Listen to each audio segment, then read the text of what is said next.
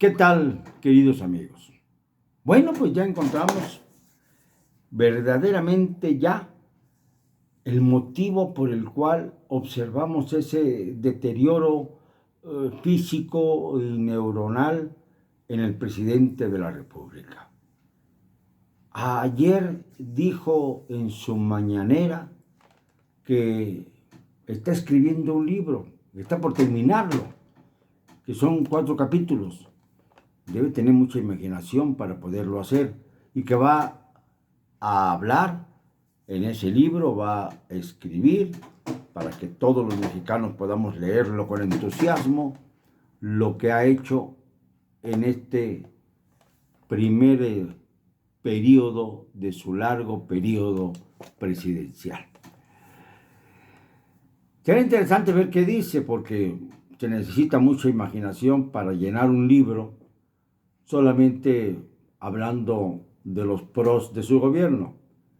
Hacer un libro en contra, crítico, eso sí, hay material suficiente. Y le vamos a responder, por supuesto. Y le vamos a sacar ampollas en las manos y en el cerebro. Porque no va a poder replicar la contundencia de los datos, que no son otros datos, sino que son simple y sencillamente los mismos que él da, pero explicados de una manera razonable, no apta para los manipulados, para los tuertos, para los youtubers adoradores y para tanta fauna periodística y política que se ha sumado a los efectos de las famosas mañaneras, el nivel exacto de lo que quiere del periodismo mexicano el señor López Obrador. El mejor retrato del periodismo mexicano para él, ya lo hemos repetido, son Lord Molécula, Lord Pirata y Lady Congo. Esas son, digamos, las estrellas del firmamento periodístico de Andrés Manuel. Todos los demás, aquellos que nos atrevemos a tocarle la fibra sensible de su vanidad, somos conservadores, somos enemigos de México, somos elementos que estamos al servicio de otros intereses ajenos a los de la patria, considerando que la patria es el propio López Obrador. En fin, está ahora en plan de escritor y por lo tanto, como escribe en todas partes, me imagino que también cuando pretende dormir, lo hace quitándole horas a su sueño de ser el mejor presidente de la historia o uno de los mejores, como él dice, cuando ya se está convirtiendo en el peor. En el peor, sí, porque si bien es cierto que en el pasado hubo matanzas, genocidios, ha habido magnicidios, en este gobierno las cosas lucen cada vez más mal por el incremento brutal de la violencia, 3 tantos más de lo que se dio en el sexenio de Calderón y el doble de lo que se dio durante el sexenio del miserable señor Peña, en solo menos de 3 años de gobierno. Acuérdense que el tercer año de gobierno lo va a cumplir precisamente el 30 de noviembre, fecha en que estará ya más cerca de irse que de llegar. Y ya el tiempo corre. Y ya es el tiempo, se le fue el tiempo. Tendremos que hacer una nueva versión de la canción maravillosa de Renato Leduc para hablar del tiempo que le queda libre.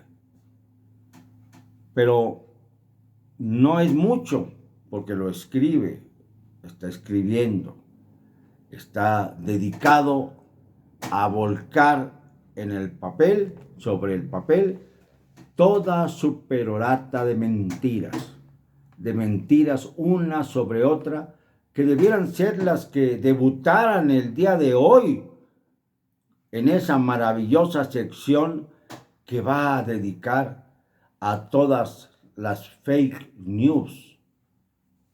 Espero que sea razonable y que comience con las propias, con las que ha dictado. La primera de ellas, nos vino como anillo al dedo la pandemia.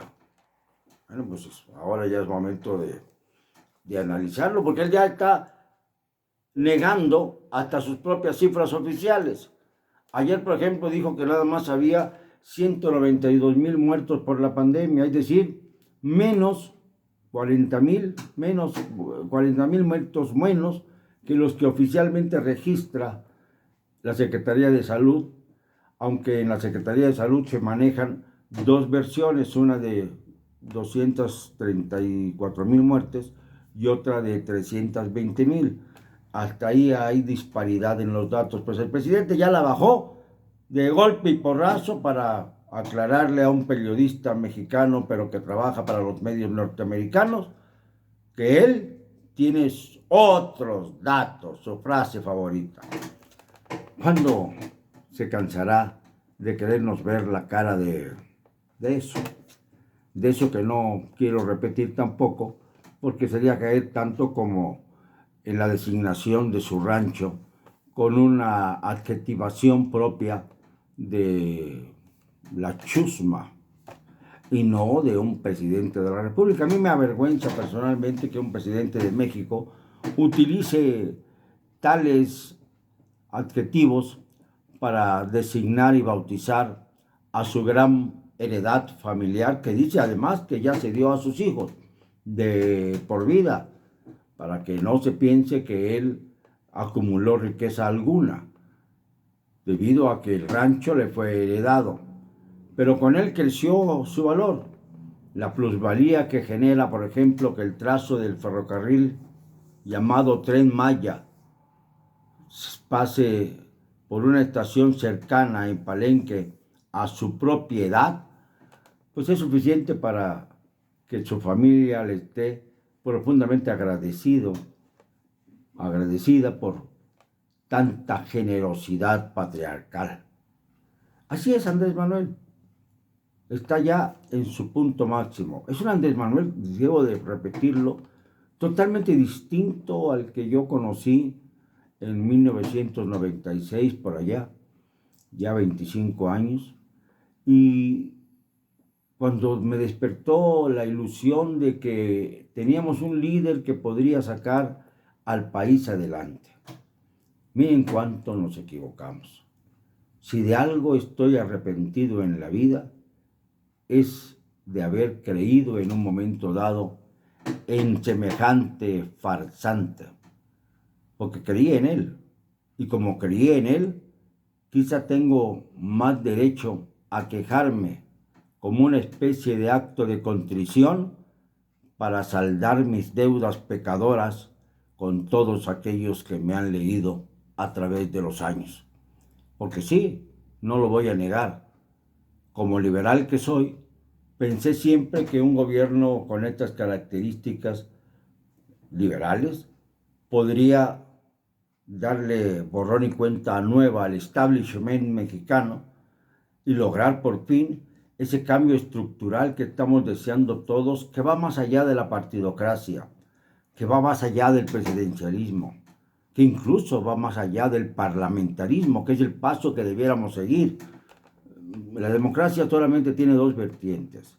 Una que es precisamente la autoridad del Ejecutivo como elemento central, aunque se diga que son autónomos los demás poderes de la Unión, en la práctica no lo son, o bien ir hacia el parlamentarismo, la posibilidad de que el jefe del gobierno sea también diputado o senador y se siente en los escaños y las curules a debatir diariamente sus proyectos de gobierno. Eso le daría gobernabilidad al país, aunque en algunos casos se desviara el propósito por la oposición o por el chantaje de aquellos partidos minoritarios. Como pasa, por ejemplo, en España, en donde están atorados desde hace ya varios lustros con esto de las alianzas soterradas con partidos verdaderamente execrables. Pero en México podríamos inaugurar un parlamento digno de la historia de nuestro país para asegurar así la democracia, sin reelecciones, Eso de la carrera que se necesita hacer en el legislativo a usanza de Norteamérica no es para los mexicanos. Los mexicanos necesitamos una renovación. Sí sería interesante, por ejemplo, que los diputados tuvieran un periodo de 6 años y no de 3 para igualarse con los senadores. No hay razón para que se corte la legislatura en 3 y los senadores tengan la opción de formar parte de 2 legislaturas por un solo momento electoral. Creo que esto sería razonable, como es razonable también, lo aplaudo, el que se supriman ya las diputaciones y senadurías plurinominales que ya no tienen razón de ser. Eso era cuando se dudaba de la democracia mexicana. Pero si la democracia mexicana ha logrado que llegase al poder un sujeto como López Obrador con un gran aparato popular detrás, y aunque no lo diga, también mediático, porque fue el primero que usó a conciencia las redes sociales y no pocas también de los grandes medios de comunicación, de aquellos que mantienen la atención pública, también fueron los que impulsaron a López Obrador al estrellato, aunque él también lo niegue. Ahí están las pruebas, todo el mundo las conoce.